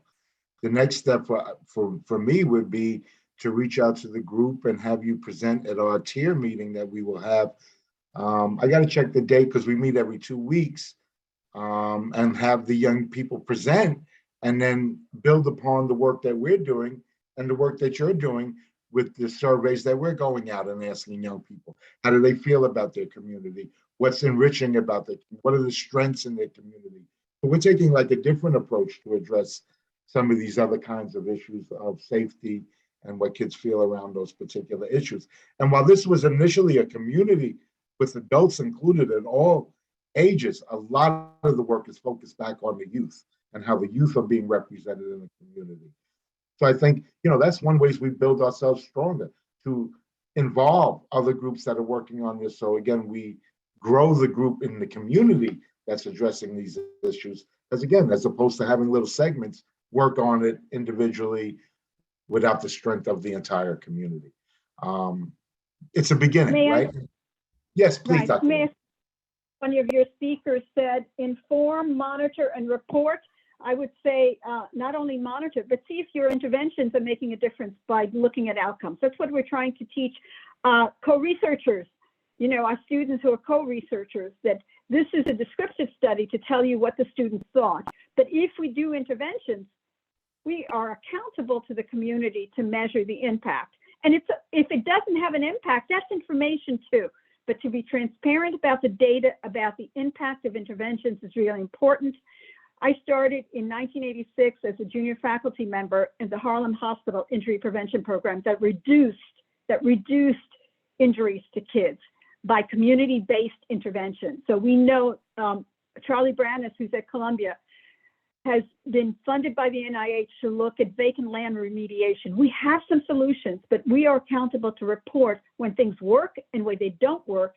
And it's okay if they don't work, but we can't continue to support them if they don't work. We need to change and continuously monitor. The science is there to help us do this.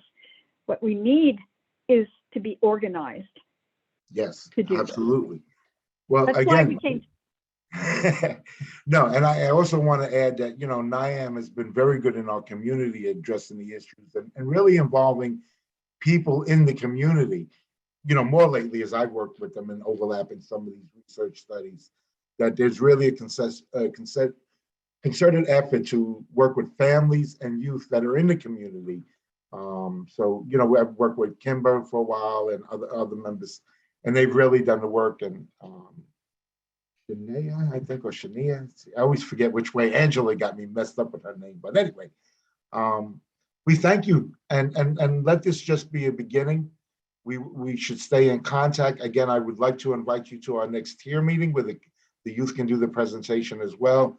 I think it would be so well receptive, and it will build upon the work that we're doing and going forward. So thank you so much. Thank you, young people. We love you to share our space with us. Encourage other young people to also get involved in community work. Again, the community is yours, and we need you to be well represented and have a voice and a platform. I thank all of you that were connected with this project, but our three young people that did this presentation, you are wonderful. Keep going and be role models for other people and other young people. Thank you so much. So I know that was a kind of long, but sometimes I always let things go wrong that are really of value. And I really want to, again, thank everybody involved for bringing this forward. Again, this is something we should be working together on and not individually. And let's expand the work. And thank you so much to everybody involved. We also do have another great presentation by the Citizens Committee for Children. They are wonderful. You should use their work as Bibles also to get research and study and demographics on. Again, I found that to be the most helpful in my years of working in nonprofit CBOs and working with community work. So without further ado, I will be quiet. Thank you. Thank you, David. Laura, are you here? I'm here. Hey, Laura. Hey, everyone. I'm going to share my screen. There we go.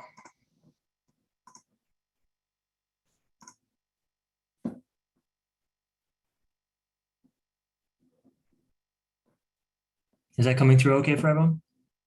Yep, now we can see it. All right, Laura, you want to kick us off? Sure. So I just want to say thank you so much for having us. And hi, Angela. I think you're sort of our connection here today for suggesting that we do this presentation for you all.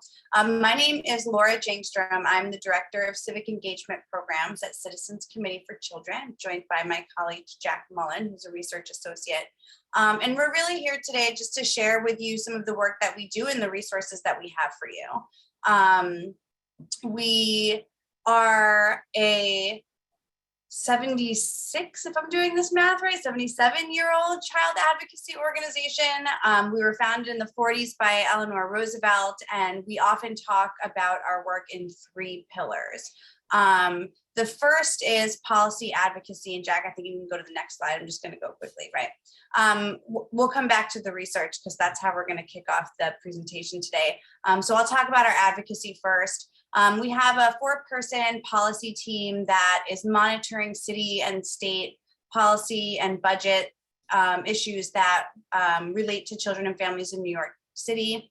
And they lead and sustain coalitions to create the policy and systems level change that we want to see in New York to create better conditions and better lives for children and families. We also have a wonderful data team of which Jack is a part, and they do a couple of different things. First, they analyze the city, state, and federal level municipal level data that's available. And so we put that all together on our Keeping Track online database, where you can kind of look at hundreds of indicators at the community district level on child and family well-being. And so Jack will take you through some of that today. Finally, we have our civic engagement work. So I mentioned 2 of our teams, but we are a small organization. There's only 18 of us, right? There's no way we can make enough noise to move the needle on the things that need to change in our city. And so we engage New Yorkers, both youth and adults, in everything that we do. And so I will, at the end, if there's time, talk a little bit more about our civic engagement programs and how you can get involved if you so choose. But for now, I really want to get into the meat of the presentation, which is the data on the district. And so I'm going to pass it over to Jack. Thanks, Laura. Hey, everyone. Again, my name is Jack Mullen. I'm a research associate at Citizens Committee for Children. Thanks again to David, to Angel, and to Angela for arranging this opportunity to speak. So a little bit about, I wanted to share a couple of resources and publications that CCC puts out that hopefully can be of use to you. I really appreciate the flattering comment that David made at the top that our Keeping Track, a data book, can be a Bible, and I hope that it can be, that I can spread the gospel, so to speak, to you all today too. So I'm looking at a couple of publications on this screen, which is a couple of annual publications that we put out on child and family well-being. We produce an annual index of child and family well-being, looking at the 59 community districts, which correspond to the 59 community boards across New York City. As Laura said, looking at municipal level data from different city agencies to really understand, one of my favorite writers puts it, Kiese Layman, how do children have access to healthy choices and second chances? So understanding what are the conditions and the household level conditions, the community level conditions that really shape the trajectory of a childhood experience across New York City's neighborhoods for children across the city. We do this at the state level too for the 62 counties, and then every 2 years we put out a data book. The next one coming up will be out in the spring of 2022, really monitoring both different trends over time and disparities and comparisons across groups and geographies. You can find more about this on our website. We also do then community-based assessments in particular communities around the city. You can see this ranges from Northern Manhattan to Central Brooklyn to the North Shore of Staten Island, and most recently in Elmhurst and Corona, Queens. And for these efforts, we use a broader repertoire of data collection that also goes beyond the statistics to really hear from local service providers, from young people and caregivers who work and live in the community to inform the research and draw more of a qualitative picture of the strengths and challenges for families in the area. We also work on a number of data briefs and reports for issue-specific campaigns. One I want to plug here that we did recently that combined a bit of our qualitative work with a broad-based survey across the city, which was a youth survey that Laura and I carried out, which I'm really excited to share actually in relation to the presentation that preceded us. I think that the conversation outlined by Brianna, by Adam, Cyan, Jackie, Dr. Larak, and the whole team at Heritage Schools and NIAM really set out some of the products that I'm sharing here, and really the conversation I'll get into with some data coming up too. And so I wanted to plug one more resource for you all, which is our database that you can access at data.cccnewyork.org. Much of the data that compose the various publications that we put out, you can find on this website here, which you can navigate across different areas of child and family well-being, including in the area of youth, including the area of education, that correspond to some of the discussion points that we were going over so far. Another aspect of this database is what we call community asset mapping. And this is a tool to visualize the presence of community resources at the local level. The creation of this tool was really inspired by conversations we had with local community members and service providers across the city who want to go beyond what are some of the traditional framing of data that is maybe deficit minded or only looking at measures of what's lacking in a community? So unemployment or high school dropout rates, et cetera. So this tool really speaks to that desire to go beyond that. And we consider the infrastructure and the institutions that promote upward mobility and the healthy development of children and families. So it can be anything from community assets like banks or childcare centers, and shown here are youth development after school programs run through Compass, through Beacon and Cornerstone, through the Department of Youth and Community Development. You know, So, I'm the Harlem Center with Children's Aid Society. Sorry, what was that, David? I'm Children's Aid Society. I don't know if Well, there you go. Yeah, you pop up right on the map. I didn't plan that, but I'm glad it worked out that way. So as I mentioned, I just wanted to take a quick moment to go through some of the data that we examined to give you a sense of what we collect and how we analyze this. And like I said, I think it ties in really well with the discussion that was preceding our presentation, and maybe we can take a few minutes at the end of this presentation to refer to this as well. So as I said, we go through this index every year of child and family well-being, where we look at different areas of life, actually 6 areas of life, from economic security, housing, health, education, to youth and family and community. And just to give you a sample of how we collect these data, we compare across community districts. So we're not just looking citywide or even borough-wide, but really at the neighborhood level. So even looking, for example, at other neighborhoods in Upper Manhattan, we find in the aggregate, when we look at different indicators across these areas, that there's relatively greater barriers in East Harlem in terms of economic security, in terms of health and family and community areas of life. And what does this mean specifically? Well, since we're with the Youth and Education Committee, I thought it'd be relevant to look at these 2 areas. So specifically, we can look at education, where we see actually East Harlem ranks relatively lower, meaning that the risks to children's educational well-being are relatively lower than in areas like Central Harlem, Washington Heights, and Manhattanville or Sugar Hill. And specifically, we see enrollment in early care and education, that is like 3 and 4-year-olds enrolled in childcare, is actually below the area's average, just under 60%. But in other areas, from 3rd through 8th reading and math scores, and for the graduation rate, we see relatively stronger performance measures for East Harlem compared to these other areas. So one takeaway here we might try to use these data for is to really stress the importance of investments in affordable and accessible childcare to be expanded. Of course, that's probably the case in many areas of the city, but in East Harlem, it really illustrates that we could do a lot better to make sure that early education enrollment is actually meeting where it is around other areas of Northern Manhattan too. In the youth domain, we look at the teen birth rate, we look at teen idleness, that's the share of teenagers 16 to 19 who are neither in school or in the labor force looking for work or employ themselves, and then youth unemployment.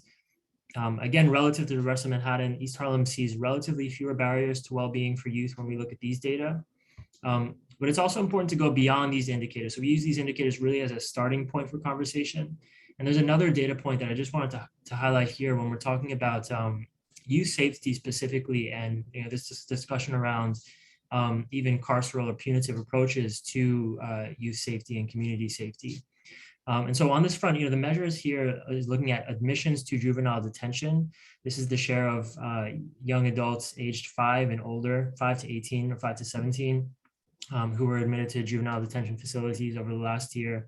And East Harlem has actually seen its rate of admissions cut in half over the last decade, but more recently, it's seen this rate jump over the last 3 years to 4.8 for every 1,000 young people, which is 3 times the rate of the citywide rate. So this comes in the context really of, CCC's own advocacy push has really been through raise the age legislation and other approaches to move away from these carceral approaches to youth safety, to make sure that we can find other supports that might address behavioral health issues or other issues about safety for youth. But one thing that's notable here is that we do see actually East Harlem has one of the highest rates in the city of youth who are held in juvenile detention over the year up to 2019. And so to close out, I just wanted to consider some of these alternatives about how to connect youth to resources that are using these data sources that we collect through community asset maps. So one of these can be in the area of economic security, about finding employment to young adults in the area. There are many job and career centers present in the community through both HRA and NYCHA. I think the broad presence of public housing may be a really critical site for coordinating resources in the area. And we see in this map here, M11 does have a few of these within the district. And another resource we would look to, maybe school-based mental health supports. Again, we're looking at here specifically school-based health centers, Article 28, and school-based mental health clinics, Article 31. And we see an abundance again of these sites in the district through schools, and maybe in some of these community schools that were referenced earlier too, that provide opportunities for really furthering youth behavioral health and delivering needed care for young adults in the neighborhood. So that's a sample of some of the data we collect and how we go about thinking and analyzing this with our own methods of research and data analysis, but then also really in concert with the policy, the service providing community and community members on the ground too. So with that, I'm going to pass the mic back to Laura, and thanks once again for this invitation to speak tonight. Laura, you're muted, sorry. Yes, and so I guess I'm going to pivot a little bit to talk for maybe 2 or 3 minutes about our civic engagement program. But before I do, if anybody wants to ask Jack any questions about the data or how to access it. Just very quickly, I always used to get that book. We don't have the book no more. It's all digital now. Or Well, we can get you a book, but it is digital too. Okay. Yeah, I could mention we did do a hard copy release in 2020. That was the month of March 2020. So that was kind of halted by the pandemic at the time. But we do have a bunch of copies that we can definitely send to you, and it does exist online now too. So. But everything in that book is also on data.cccnewyork.org, which I put in the chat, which is free for everybody to use. So our civic engagement programs are for, as I mentioned before, both youth and adult New Yorkers. So please, if anybody's interested in more information on anything that I'm about to mention, feel free to reach out to me. I'm putting my email in the chat right now. All right, Jack. Laura, also say that we include our emails on the last slide, and we can definitely share these slides with you by email after this too. Yes, thanks, Jack. So on the next slide, I just will touch quickly on our community leadership course. This is our flagship civic engagement program. We've been running it since the 60s. And basically for folks who are interested in like doing more of a deep dive into the data that Jack was talking about, the systems that impact young people in New York City, and the advocacy that's being done around transforming those systems, in addition to learning about the programs that exist out there and the resources for children and families. We do a 10-week training course, and each of the 10 weeks focuses on a different issue area that relates to children. So for example, education, juvenile justice, early childhood, child welfare, housing and homelessness, right? And each week, the group gets a robust slate of readings, which are testimony by our staff, reports by government entities, recent news articles, to really get just a basic understanding of the issue area and what people are talking about right now with respect to that area. And there's also a seminar that they get with our data and our policy staff where they get to ask questions and interact. And there's a panel discussion with leaders in the field and folks that are running programs. And so it's a great way to network with other folks that are doing community advocacy and really get a lay of the land for how sort of policies and systems work in New York City. Angela, this is how we met. So I don't know if you very briefly want to say anything about the community leadership course. She just completed it. Otherwise, I can move on. Excellent and enjoyable. I learned quite a bit, and I learned a lot about particular subject areas that I wasn't as well versed in. So I would recommend it to anybody if you have the opportunity to take it. And I imagine that the youth directive is probably just as good. As a matter of fact, one of the people in our class had taken the youth course, and she moved on to the adult leadership course. But it's very interesting. Very yes. interesting. Thank you, Angela. Well, that really takes me into the next slide, Jack, which is the youth action program. So I run a youth program. It starts with the youth community leadership course, but then After the young people complete that 10-week training, we have additional opportunities for them to stay involved, and we support them through advocacy campaigns that they design and plan around issues that they care about. And so they've been really instrumental in working with us on the Voicing Our Future survey. And it's really one of my very most favorite parts of what I do. So if you have any young people who are looking to get trained up in how to do advocacy in New York City and learn about local government and policy, send them my way, and we will hook them up. And then finally, we do trainings and workshops just like this. You can see we are now on Zoom. I have one of our Zoom workshops there. Hopefully someday we'll be in person again. But if you would like to have us come in and do a presentation like this, we also have a whole slate of other kinds of presentations that we can do. Community mapping, Advocacy 101, New York City government, lots of things. And we do all of these for our community partners for free. We offer our data for free, our leadership courses are free. We really just want to put the tools that we have into the hands of folks that are in communities really doing this work on the ground. And so we hope that you take advantage of it. And call upon us as a resource. You can sign up, next slide, for our e-action network if you are interested in staying abreast of our issues and learning about the things that we're advocating for. We also have e-action campaigns where you can automatically send letters to your state and city legislators on some of the issues that we work on if you'd like. And then we are, oh, I didn't put the right handle. I'll put it in the chat. We are at CCC New York on Facebook, Instagram, and Twitter. I think that is it from me. If anybody has any questions, we can answer them now. Thank you both. And Laura, I love your shirt, Listen to Youth. So yes. It's so tied into the presentation that we're on prior. So yes, listen to the youth. They're here. Are there questions for either Jack or Laura? Again, it's so important the work that you do. Only 18 people? God, how do you produce all that work with only 18 people?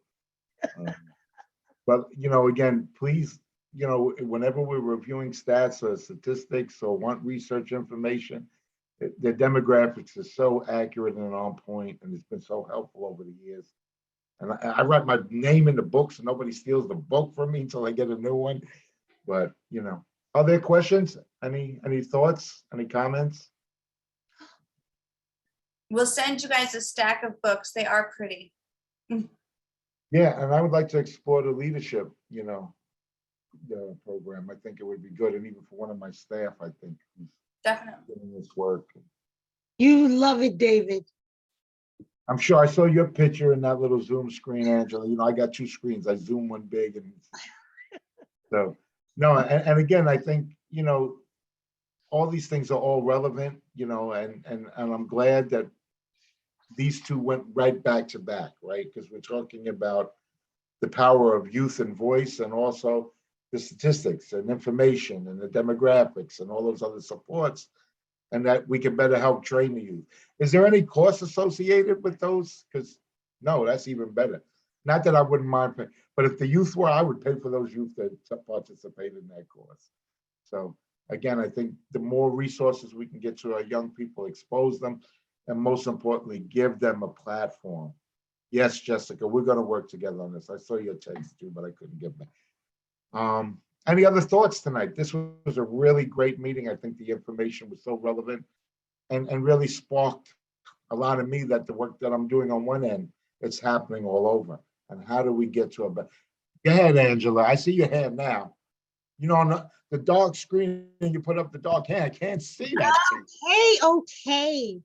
What I wanted to ask was, since we do have individuals here working very specifically with young people, when is the next youth initiative coming together? What's the enrollment time?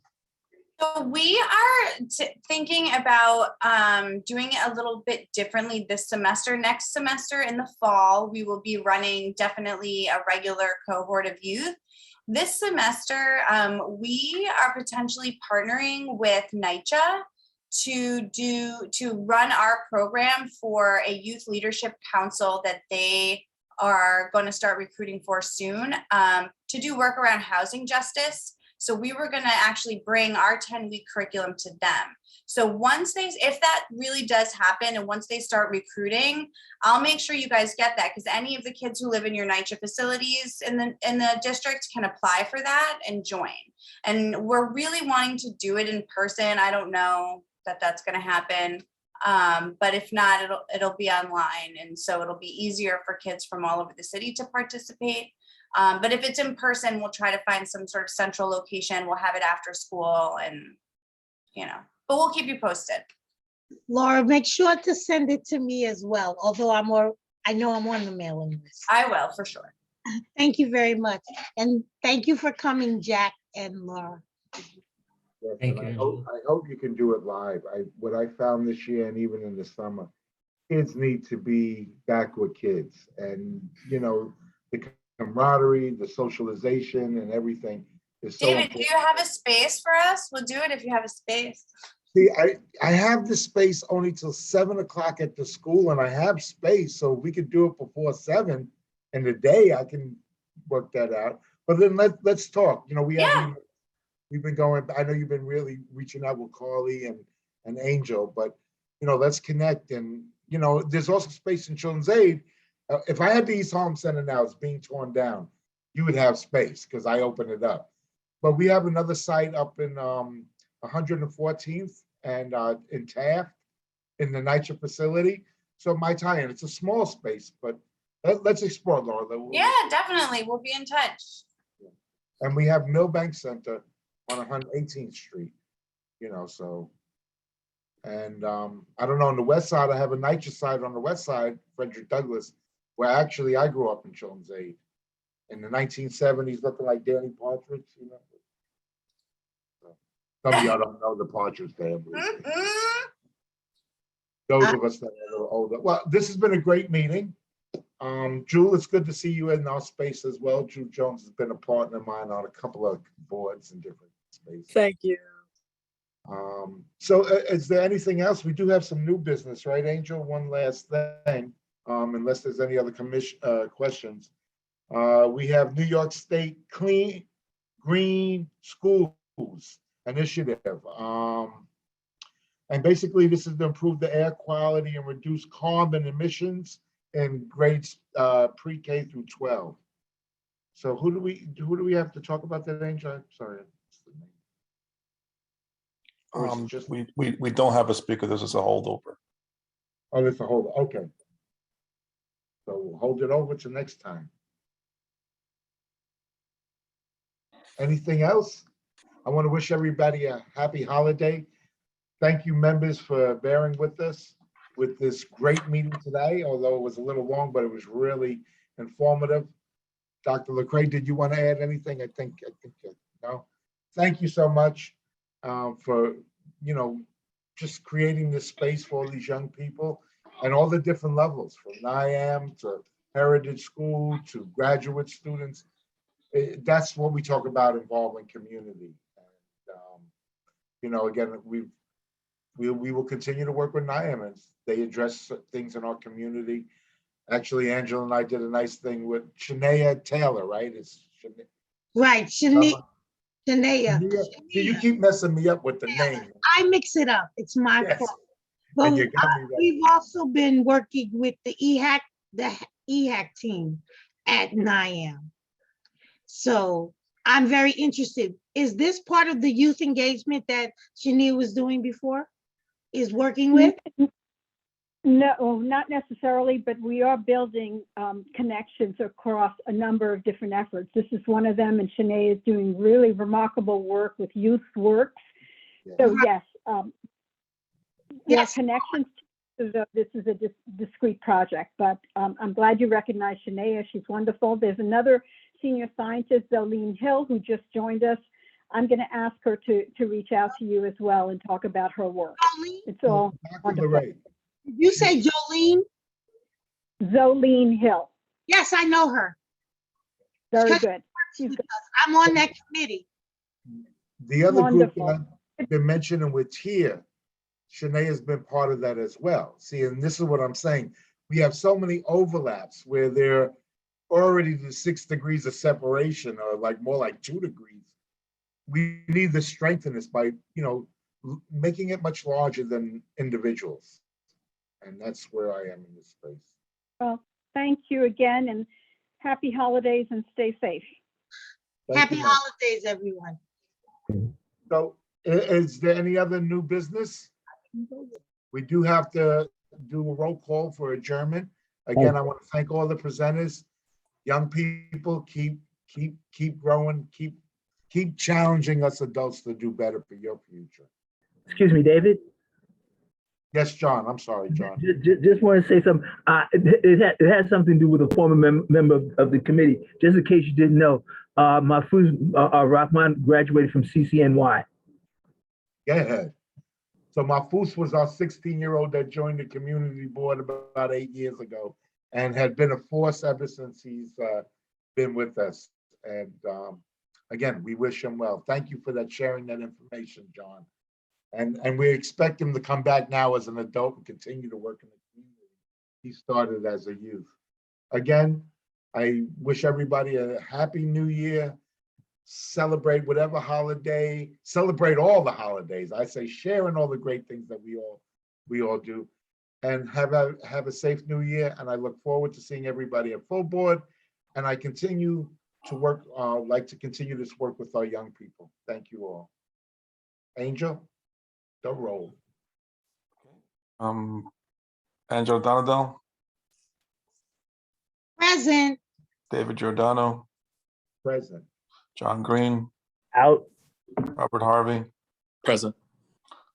Pat Martin, Present. Natasha Rodriguez, Here. Russell Schuler, Present. Jason Wu. Here. You have quorum. Thank you, everybody. Have a wonderful holiday, safe holiday. Thank you again for everything. Good night, all. Happy holiday to you all. Bye. As well. See you all on Tuesday. See you next year.